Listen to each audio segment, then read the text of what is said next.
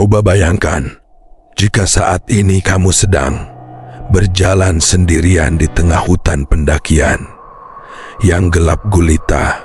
Napasmu memburu, kakimu gemetar, dan hawa dingin mulai menusuk hingga ke tulang belulangmu. Di tengah kesunyian yang mati itu, tiba-tiba sebuah suara yang sangat kamu kenal memanggil namamu dari arah belakang. Suara yang begitu nyata, persis seperti ibumu, sahabatmu, atau orang yang paling kamu percaya di dunia ini. Refleks pertamamu pasti adalah menoleh. Tapi, bagaimana jika menoleh adalah kesalahan terbesar yang pernah kamu lakukan seumur hidupmu? Ini adalah kisah tentang 5 orang pendaki. Budi, Sari, Roni, Tony, dan Sinta. Mereka memutuskan untuk mendaki sebuah gunung yang jalurnya jarang sekali dilalui oleh manusia. Namun sejak awal, mereka sudah melanggar satu aturan kuno yang tidak tertulis di dunia pendakian. Mereka pergi dengan jumlah ganjil, 5 orang. Bagi masyarakat sekitar, mendaki dengan jumlah ganjil adalah mengundang bahaya. Mitos kuno mengatakan hutan tidak menyukai angka ganjil, dan mereka, para penghuni belantara itu, akan selalu mencari cara untuk menggenapinya. Tepat pukul 11 malam, kabut turun begitu cepat hingga jarak pandang tidak lebih dari 1 meter. Roni tersadar bahwa kompas di genggamannya berputar tanpa arah. Dan dengan rasa ngeri yang mulai menjalar, mereka menyadari satu hal. Mereka sudah melewati pohon tumbang yang sama sebanyak 3 kali. Mereka tersesat. Kepanikan mulai merayap saat Senter Sari tidak sengaja menyorot sesosok bayangan hitam tinggi besar yang berdiri diam di balik pohon. Tony mencoba bersikap rasional dan memaksa kelompok untuk terus berjalan cepat tanpa menyadari bahwa di barisan paling belakang, Sinta mulai mendengar sesuatu yang lain. Sinta, tolong ibu nak, ibu di sini. Suara itu terdengar sangat dekat, begitu putus asa, memanggil namanya dari kegelapan semak-semak.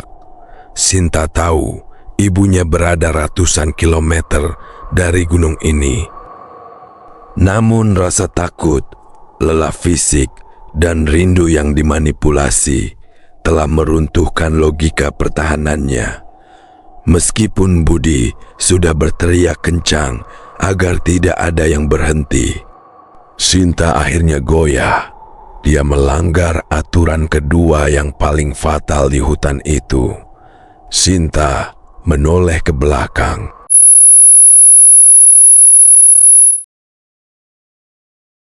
Seketika itu, dunia di sekitar Sinta menjadi sunyi, senyap. Teman-temannya lenyap dari pandangan, menyisakan kegelapan pekat yang menelan dirinya bulat-bulat. Bagi Budi, Sari, Roni, dan Tony, Sinta menghilang begitu saja tanpa suara, hanya menyisakan senter milik Sinta yang tergeletak menyala di atas tanah basah.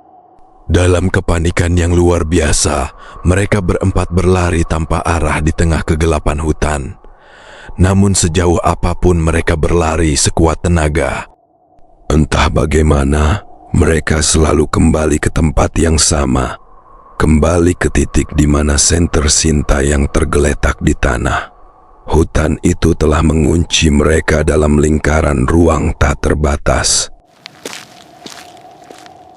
Dan teror sesungguhnya dimulai saat suara Sinta terdengar memanggil nama mereka dari balik kegelapan kabut secara bergantian.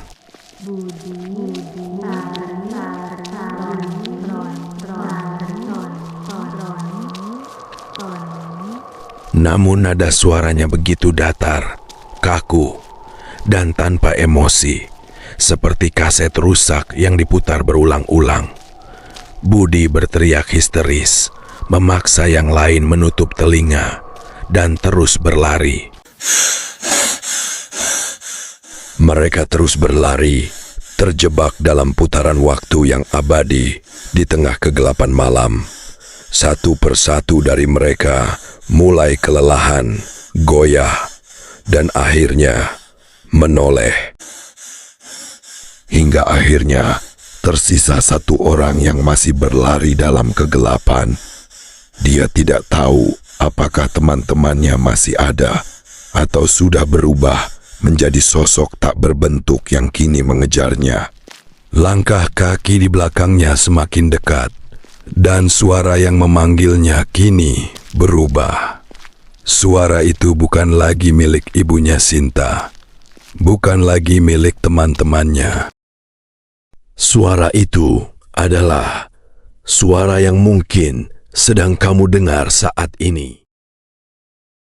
Coba bayangkan, saat ini kamu mendengar suara. Jangan menoleh, menoleh, menoleh, menoleh, menoleh, jangan menoleh, jangan menoleh.